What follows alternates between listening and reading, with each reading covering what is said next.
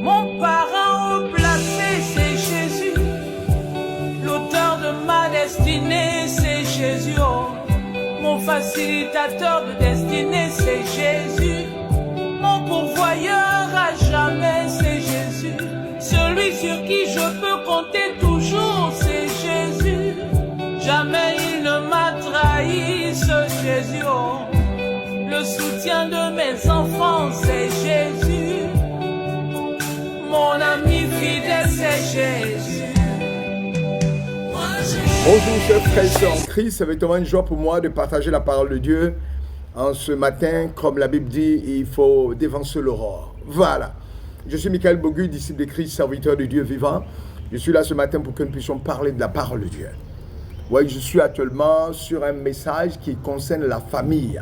Oui, la famille. Comment avoir une famille solidifiée, comment avoir des fondements au niveau de la famille qui soient solides pour que les bénédictions de l'Éternel nous accompagnent. Donc, j'ai pris Exode chapitre 20, versets 2 à 3. Je suis l'Éternel, ton Dieu, qui t'a fait sortir du pays d'Égypte, de la maison de servitude. Tu n'auras pas d'autre Dieu devant ma face. Voilà. Si votre fondement, je le dis bien, n'est pas un bon fondement, peu importe la structure, si elle est belle, peu importe l'argent que vous allez injecter dans cette structure-là, elle va se couler. Parce que la fondation était vraiment la partie la plus importante. Vous pouvez le constater dans la construction des immeubles. Vous avez vu des immeubles tomber dans certains pays africains. Pourquoi? Parce que la fondation n'était pas bonne. Aujourd'hui, pourquoi tant de divorces? Pourquoi tant de séparations de corps? Pourquoi tant de dislocations de la famille? C'est ce que nous allons ébaucher tout à l'heure et prêcher. Père éternel, étends tes mains, bénis-moi. Fortifie-moi, que ta grâce, ta paix, ta richesse, ton abondance se manifestent. Que tous les plans de l'ennemi soient brisés et renversés. Et que toi, Dieu, tu tentes tes mains pour toucher le cœur de tes enfants. Afin qu'ils fassent du socle de la fondation de la vie. Toi, l'éternel des armées. Alléluia. Amen. Voilà. Parce que les familles sont construites sur la mauvaise fondation. C'est pour cela qu'aujourd'hui, il y a des familles qui sont disloquées. Peu importe l'argent que nous mettons dedans, ils ne vont pas durer à moins qu'ils ne soient construits sur la bonne fondation qui est Jésus-Christ de Nazareth et l'Éternel des armées. Voyons maintenant la fondation qui consiste à placer Dieu en premier dans ma famille, dans ma vie. Chaque fois que Dieu donne un principe, nous devons le savoir, il donne une promesse. Dieu ne donne jamais un principe sans donner une promesse. Il donne un principe, il donne une promesse. Dans tout ce que vous faites, placez Dieu en premier et il vous dirigera et il couronnera vos efforts de succès. Vos efforts de succès. C'est une très grande promesse du succès. Voulez-vous avoir du succès? Placez Dieu en premier. Tout ce que vous voulez que Dieu bénisse, placez-le en premier dans ce domaine-là. Et il va vous bénir.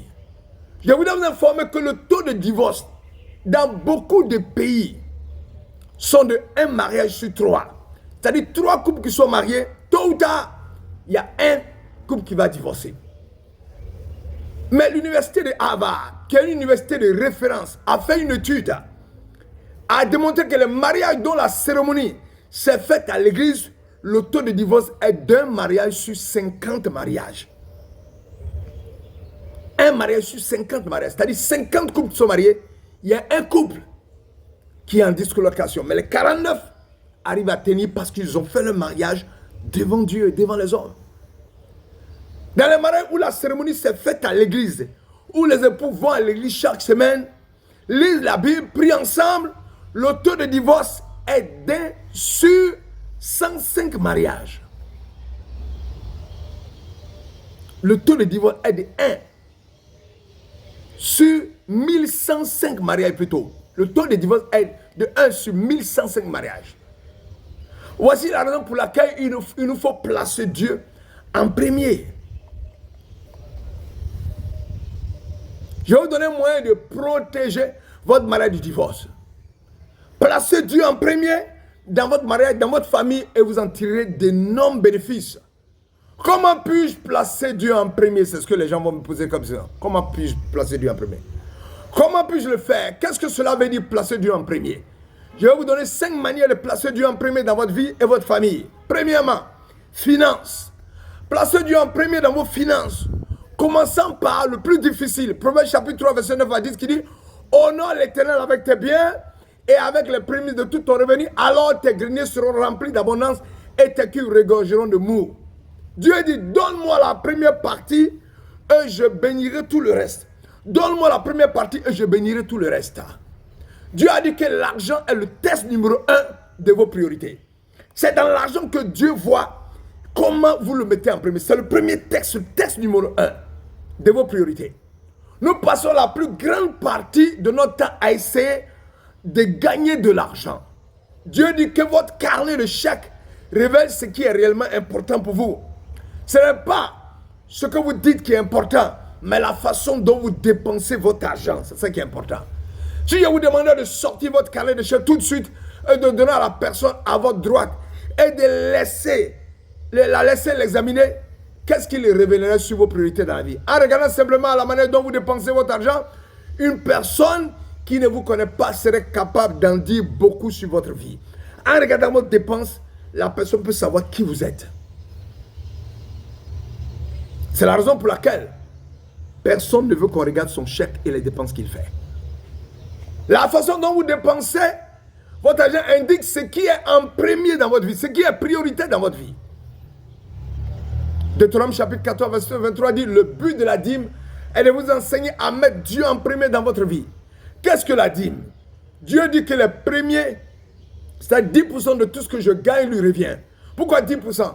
C'est juste ce qu'il a dit. Le but est de simplement de vous enseigner à placer Dieu en premier. Nous vivons une période économique calme en ce moment. Nous avons de nombreuses personnes dans les églises qui se trouvent sans emploi. Ils n'en ont pas eu depuis longtemps. Je ne connais pas de conseils plus clairs ni plus simples à vous donner en tant que pasteur qui se soucie des personnes qui sont sous votre autorité. Si vous êtes dans une situation financière délicate, en ce moment même, la première étape est de placer Dieu en premier dans vos finances. Tout ce que vous voulez que Dieu bénisse, placez-le en premier dans vos finances. Cela vous enseigne à le placer à la première place. En ce moment, Dieu prend soin de vos finances. Pourquoi est-ce que la dîme est si importante? Dieu dit que si je ne donne pas la dîme, Dieu n'est pas réellement premier dans ma vie. C'est clair. Si Dieu n'est pas le premier dans votre vie, comment voulez-vous que Dieu vous bénisse? S'il n'est pas le premier dans vos finances, il n'est pas le premier dans votre vie. Parce que pour que quelqu'un soit premier dans ta vie, il faut qu'il soit premier dans tes finances, dans les choses qui te coûtent le plus cher. Quand dois-je le faire? Le premier jour de chaque semaine. Je lui donne 10% de mon argent. Le premier jour de la semaine pour montrer qu'il est le premier dans ma vie. Si vous me placez en premier, je vous dirigerai et je couronnerai vos efforts de succès. C'est l'Éternel qui dit. Donc le premier jour de la semaine, c'est le dimanche. Pourquoi dit-il de donner la dîme le dimanche? Parce que la dîme représente un geste de louange. Et que c'est le jour de la louange. Vous devez également donner pour d'autres causes et avec amour. Mais ce n'est pas la dîme. La dîme est un acte de louange et vous le faites quand vous louez Dieu. Quel est l'intérêt? Si Dieu doit vraiment être le numéro 1 dans votre vie, placez-le à la première place dans vos intérêts. Cela signifie, dans mes amusements, dans mes jeux, dans mes loisirs, dans mes divertissements, dans mes passions, c'est Dieu qui est prioritaire. 1 Corinthiens 10, 31 dit, soit que vous mangiez, soit que vous buviez, soit que vous fassiez quelque autre chose, faites tout pour la gloire de Dieu. Est-ce que cela inclut vos vacances? Bien sûr. Vous pouvez manger pour la gloire de Dieu. Vous pouvez jouer au golf pour la gloire de Dieu. Vous pouvez naviguer pour la gloire de Dieu. Vous pouvez collectionner les thèmes pour la gloire de Dieu. Comment cela? Dans ce que vous faites, placez Dieu en premier. Faites-le avec une attitude de reconnaissance. Si vous jouez au tennis, si vous chantez, dites Seigneur, merci de ce que tu m'as donné des bras pour jouer au tennis. Merci de ce que tu m'as donné de la coordination dans mes mains, dans mes yeux, que je n'ai pas pu si ce n'était toi qui me les as donnés. Mets Dieu en premier. Tout ce que vous faites avec reconnaissance, place Dieu en premier dans ce domaine. Alors vous aimez le travail manuel, vous appréciez les dons, les capacités qu'il vous a donnés avec un cœur reconnaissant, quoi que vous fassiez. Vous pouvez voir quelles sont les priorités d'une personne en observant ce qui le fascine. Qu'est-ce qui vous fascine? C'est ce qui est important pour vous. Je peux aller voir un match de mon équipe favorite, on m'appelle un fan. Mais si vous vous enthousiasmez à propos du Seigneur, on vous appelle un fanatique. Non. Si vous aimez Dieu, vous êtes un fan. On ne doit pas vous appeler fanatique. Pour quelqu'un qui aime le football, qui aime une star, on dit c'est un fan. Et puis nous on dit que je suis un fanatique. De quoi parlez-vous le plus? Je connais des gens qui peuvent parler pendant des heures sur la vie des autres, mais ils ne peuvent pas parler 3 minutes du Seigneur. Parlez-vous les uns les autres du Seigneur. S'il est le premier dans votre vie, vous allez faire de Dieu le sujet de vos discussions. Vous n'aurez pas honte de parler de lui parce qu'il est en premier dans votre vie. Nous continuons cette série de faire Dieu le premier. Et nous allons aborder la prochaine fois la relation qui nous permet de faire de Dieu le premier. Donc selon ta passion, quand on regarde, on saura si tu fais de Dieu le premier.